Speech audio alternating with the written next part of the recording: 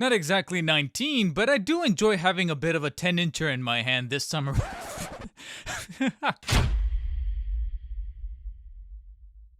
Hey, don't look at me. Blame Sony, blame whatever marketing team they had behind advertising the collector's edition of Spider-Man 2 back in 2023 when they established that meme, and the rest was history. The internet never forgets. Just like I was not able to forget how Marvel Legends, or at least Hasbro with their last Pulse stream, they were able to make a bit of an impression and kind of save themselves after seemingly getting a little flatlined with like repaints of like different suit variations for Miles and Peter when they were saying that they were going to be tackling Spider-Man 2 a little bit further.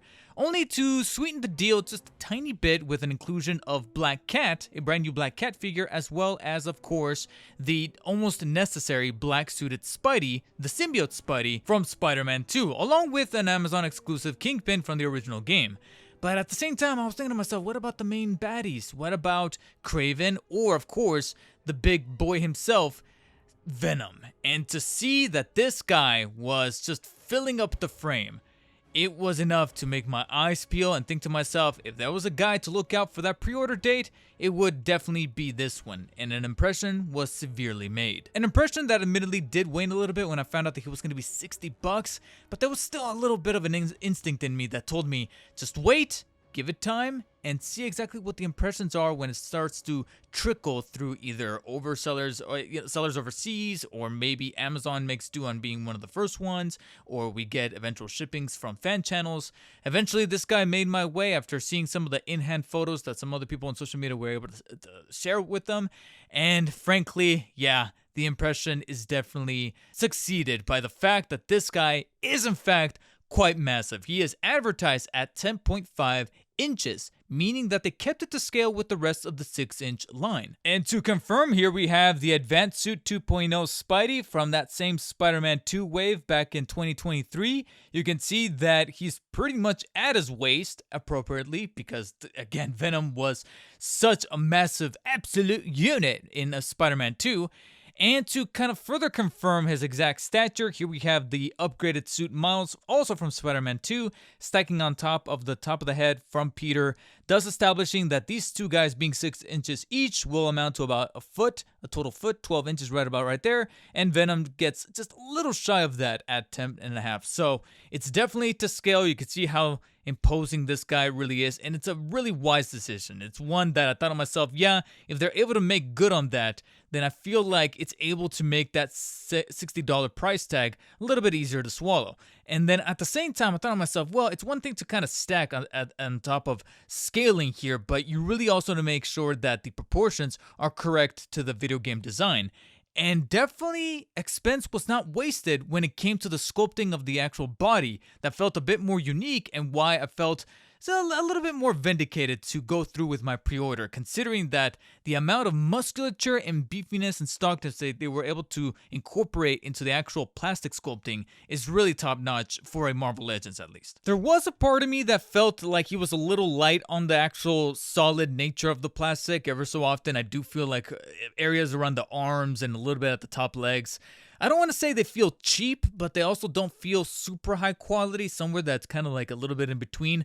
But at least I take comfort in knowing that they managed to get the musculature as well as the slimy alien texture of the symbiote on top of that surface down right, as far as the actual veininess to having somewhere kind of in between matted finish and slimy glossy finish to match that of the alien goo that he is coated in.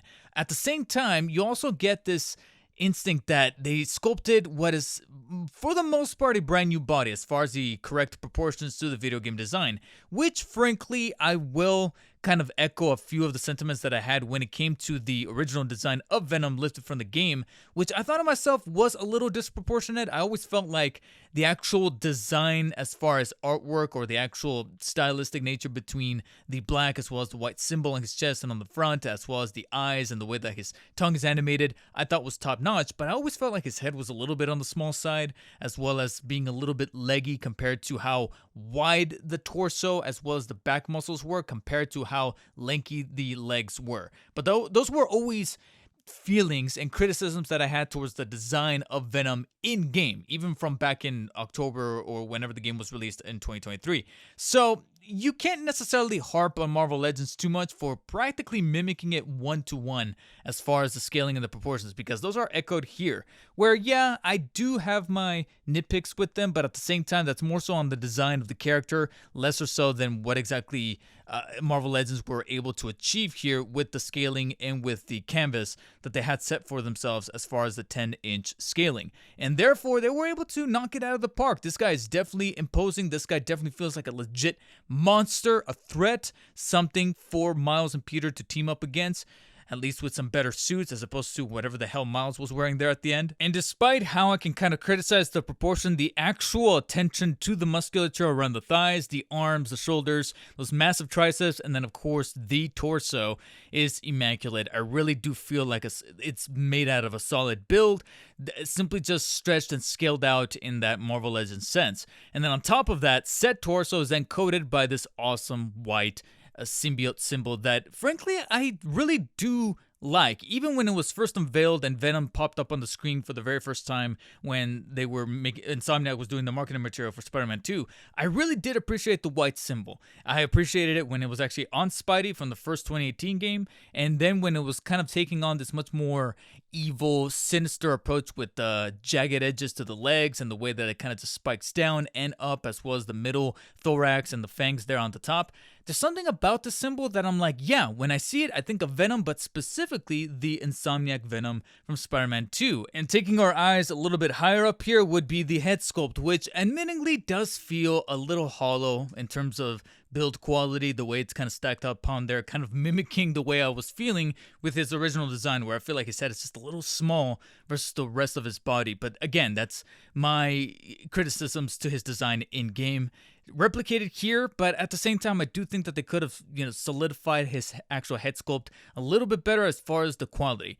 When it comes to the actual paint applications and the design of the teeth, the way it's kind of ink jetted in there, as well as the gums, the actual smile, the very evil looking, sinister, malevolent smile there is done really top notch, as well as the eyes coated in there with this eerie white eggshell shading, while at the same time having a little bit of that alien-like kind of gradient happening on the outlines right there. And from far away, it complements the white of the symbol itself pretty nicely. I just wish that the attention to these eyes were also carried on over to the actual paint applications for the symbol. I like the design, but if you look a little closely, you do see just a little bit of bleed through for the white kind of peering on beyond the actual stencil or etchings of the symbol itself and kind of starting to bleed on over to the actual black alien goo that is not supposed to be there. So that's a little bit of a QC problem that's almost going to be par for the course when it comes to certain Marvel Legends. I feel like you're going to have to search far and wide to find any kind of Spidey-related Marvel Legends, either in deluxe size like this or in standard 6-inch format, to have very, pinpoint accurate paint applications. That's simply just not going to happen. For now, though, it is very critical to point out, like I said, the slight hollowness or cheap feeling nature to the actual head sculpt in terms of the actual assembly of the plastic here, because it's actually through the articulation of the head that you feel it the most. You're able to rotate it at a bit of a slant because of how much of a husky body he really has, especially with these traps right on top. So he doesn't necessarily have an even 360 horizontal turn. It's kind of like at a slant, so you're kind of veering it and navigating it through the actual thickness of the neck piece itself. It's on a ball joint, so rotating 360 can happen, but like I said, you're just gonna have to move it ever so slightly to be able to get that successful turn. Speaking of tilting, you can technically tilt the head up about that far and slightly down that far, but just be careful when it comes to any other form of tilting side to side or even up and down, since it's pretty susceptible to be removable. It's a little bit on the sensitive side in that manner, and for good reason. Again, we'll cover that momentarily. The arms are technically able to rotate 360 degrees, no problem, and they're slightly ratcheted and do feel pretty good in hand. Extension towards the sides via the little hinge inside can happen at a little past the 180 degree angle, but it is a little bit on the squeaky side because they managed to assemble the tooling just a little bit tighter than would have been a little bit comfortable with. But at the bright side, you do have butterfly joints baked right inside of the shoulder right there that also manages to kind of showcase the applications of the paint for the symbol on the back that does stretch, and they did manage to pay attention to that detail, because it would have been very detrimental to have the leg of the symbol on the back be cut off right there. So it's cool that they managed to showcase that a little bit further, but you can extend about that far. I've seen it be better, but at the same time, this is a massive deluxe figure. I'm pretty grateful for what we already got baked into the butterfly nonetheless.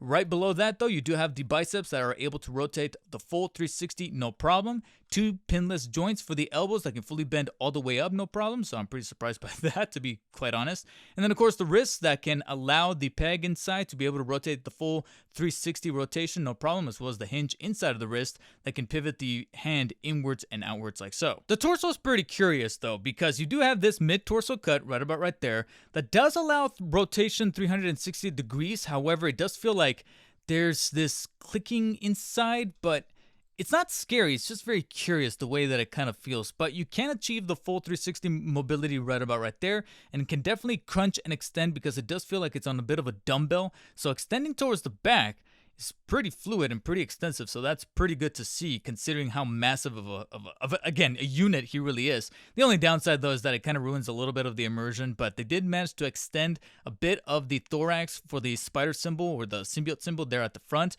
But again, it kind of just cuts off right there, so it's almost like you're dealing more so with like a centipede as opposed to a spider right about right there. But extending towards the front and crunching towards the front can be achieved like so, and can definitely extend the thorax of the back spider symbol even much more fluid right there. And I feel like that looks a bit more natural than it did over at the front. But crunching side to side on the obliques is not as extensive as going front and back, but can still be a good amount, so that's good to see. Now, of course, below that you do have this upside down hinge. You don't exactly have a form of a waist cut, and the hinge itself is pretty curious because this is definitely the one that makes this like strange, is the arguably the scarier joint out of the two, because crunching inwards, not much. It almost kind of bounces and gives you a little bit of resistance towards you when you kind of give it an extra bit of force, and it's kind of scaring me into going any further, so I'm going to stop right about right there. But extending towards the back can go much further, but at the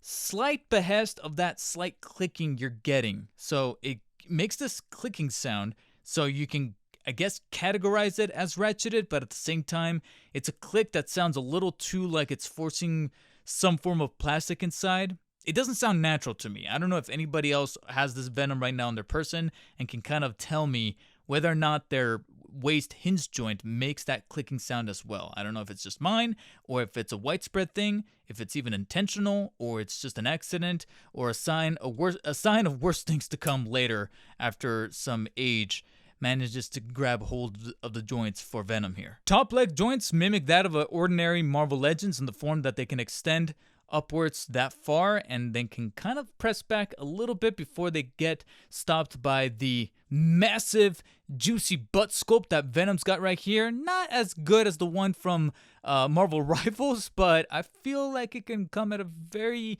decent second or third place. Okay, I'm gonna stop now. And can extend towards the sides, except not achieve a full 180 degree angle. It kind of stops at close to about 45 degrees, only because of the way that the top pieces of the top of the legs are sculpted and kind of come into conflict with the crotch piece. So I think that could have been extended a little bit better. But right below that, you do have thigh swivels that can rotate the full 360 degrees.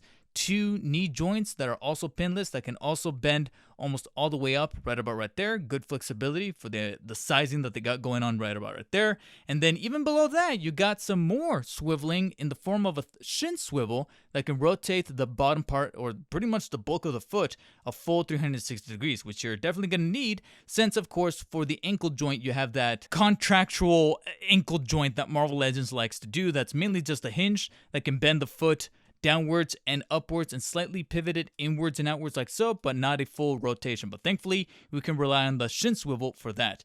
And then you also have toe articulation for Venom here, except it's kind of strange because the toes, which are also separated, kind of mimicking that unique look that Venom had for the Tom Hardy movies, as well as the version that we had going on for Insomniac, but not customary to the traditional Todd McFarlane version or the animated version, because those were just regular shoes that he's got going on for his suit. This time we got toes, but they are articulated and can bend almost all the way up like so. They do feel a little strange in hand because the actual piece for the toes is much more rubberized than the rest of the foot. So whenever you kind of bend the toes upwards and downwards, it kind of flexes the rubber to the point where it almost feels like it's going to snap off, but you can easily just place it back into place and even give it a little bit of a firm press on either side of the toes to make sure that it's clipped nice and snug in there and doesn't have any risk of it bending. But you'll notice that it kind of flexes the plastic ever so slightly when you move the toes up and down, so just be careful with that. Frankly, so far, I am seeing the argument for this guy being $60. I'm not like super jovial about it, but I'm willing to accept it considering that he's already demonstrated a solid set of articulation, good detail on the suit, an impressionist look to the muscles and the actual scope, as well as pretty much being able to amount to 2 Marvel Legends, as demonstrated by the scaling. You saw that it's pretty much Miles and Peter stacked on top of each other, and the mass is able to accumulate to that. So especially these days when you're taking into consideration that some Marvel Legends are already starting to kind of creep up on the $30 range. Look no further than my recent review on the black suited Spider-Man from Spider-Man 3. Dear God. But thankfully, they managed to wise up a little bit and make this guy live up to the deluxe labeling, because this guy's considered to be a deluxe figure, and size is not necessarily going to just cut it by itself. They did manage to include an extra set of hands, which technically he already comes with. These are the fisted hands that I put on for the sake of posterity during the review, but by default, he comes with these open, clawed up hands, these menacing looking hands. You'll notice that the left hand is a little bit more on the crunched side, but at the same time, good gestures that befitting of that of Venom, so I do appreciate that.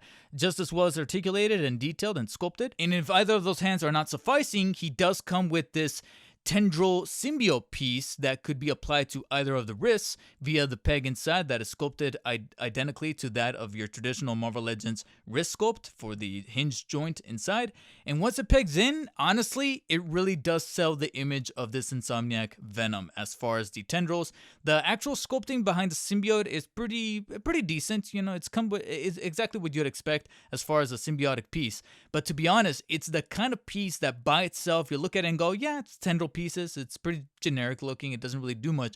Once you actually apply it to the wrist, it does feel a bit more animated. It does feel a little bit more impressive, a little bit more fitting for the scope. It feels like it's actually shooting out of his wrist, and being able to be made out of this rubberized piece, I almost wish that there were wires inside to be able to kind of bend these guys into different poses, or frankly just incorporate joints to sculpt them out and articulate them in a way that makes it look like it's got its own personal touches. But at the same time, what you got going on right here could still lend to levels of possibilities, especially if you do manage to have the Miles or the Peter to go along with him. But that wasn't the piece that sold me. Oh no.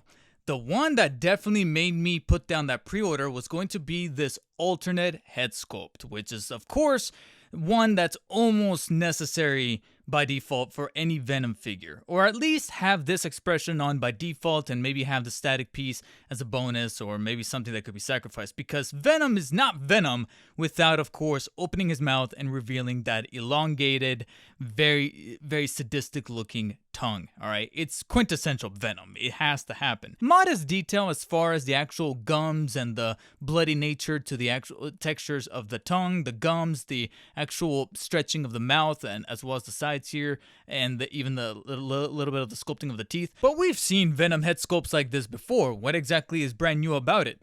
Well, that's because Marvel Legends actually took a chance on this figure with a unique little piece, and that's going to be a drool piece, one of which even the guys over at Marvel Legends, I think it was either Dwight or Ryan, it was definitely not Dan since he hardly ever talks and hardly ever looks like he even wants to be there, but I believe it was Dwight who remarked about the fact that this is probably their first drool piece that they ever designed for a Marvel Legends figure. And so at first I thought to myself, what exactly is this? Is this supposed to be like a display kind of, you know, propping up piece to kind of showcase the head sculpt or do something with it? And then immediately I thought to myself, wait a minute, this little cutout here from the center, that's supposed to go inside of the tongued head sculpt. So you simply just slide the tongue from within into the center, and then it's rubberized, so you're able to kind of flex it and press it inside. It's a little difficult to get in there and even much more difficult to remove, so you do have to be a little careful. I do wish that the process was a bit more on the intuitive side, but once you kind of futz with it and get it aligned to make sure that the drooling pieces or the actual pillars of drool are lined up to his teeth, and then this bottom piece that's a little bit stretched out, that's supposed to be kind of kind of siding or leaning up against the underside of his tongue, is lined up perfectly towards the middle part right there. That's when you then get this effect. And frankly, this is pretty goddamn cool. I do appreciate this. I do kind of wish that maybe they would have done at least one other accessory to kind of complement this, like maybe do an alternate hand, a set of hands, or at least one other hand that kind of has this similar effect, except not drool, but rather symbiotic goo kind of stretching in between, or maybe take into account some of the powers that he's got going on during that particular segment in Spider-Man 2 and toss that in. But so far as the allocation that was made for the actual body of the piece itself, as well as the alternate hands, which are pretty standard, as well as the tendril piece here, it's truly the inclusion of this that made me kind of balance the scales out to then being a bit more accepting and willing for that $60 price tag. So then when you start to do things like this, where you're able to pose them with the clawed up hands, the tongue face, as well as the drool piece included inside, you then get that very solid, definitive look of the Insomniac Spider-Man 2 Venom reincarnated in figure form. One that you're actually able to articulate and mess around with, contrary to the statue that was in the collector's edition, despite that one having the advantage of being a whole 19 inches of Venom all up in your hand. But at least this time, for $60, about the same price as the default game really was, at least you're dealing with a really impressive deluxe figure that, again, makes me just realize the potential that Marvel Legends can have as a company as far as dealing Spidey-related figures if they simply just took more chances instead of just, again, having to meet those shares, having to meet those demands from external sources to be like, oh, well, this figure needs to be priced at this level.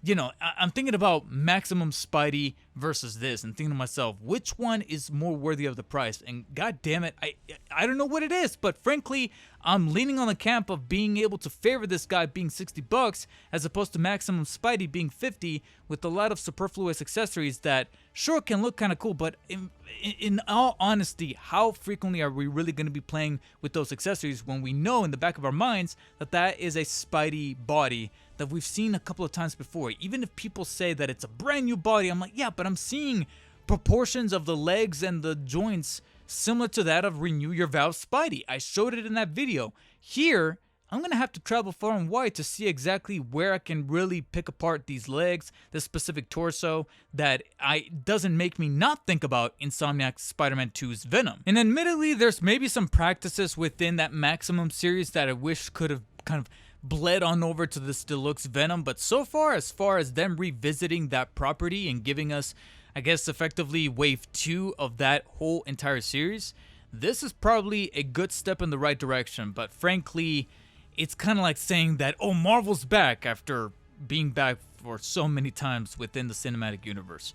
So I don't know exactly how much of my faith I can really place in Hasbro as a company to be like, oh, we're definitely going to be getting more releases like this. But right now, I can at least take comfort in knowing that my faith in that $60 price tag was well placed. And I give the Marvel Spider-Man 2 Hasbro Marvel Legends Deluxe Venom here a good, solid, and really recommendable 8 out of 10. It's one that I think to myself, if you do happen to have a $60 to spend on a figure that at least gives your shelf a little bit of presence, a little bit of this iconography to it, and you're just as much of a fan of Spider-Man 2 just as much as you were of the first game, despite its, grievances and the things that we've all kind of criticized for it, we can all kind of agree that Venom was pretty badass in it. And if you want a form of representation of the big baddie in Marvel Legends format without going the Hot Toys route or God forbid if Mafex or Figuarts ever make something of their own, which I gotta be honest, I'm a little dubious at this point because it's been already years since the game came out, and I feel like if they were gonna do something, they probably would have announced it by now. Right now, I would say that this is probably your next best bet. And for those of you who have gotten your Spider-Man 2 Venom delivered, please let me know. What do you guys think of it so far? Is it one of your standouts, one of your grails? Do you think that it's underappreciated?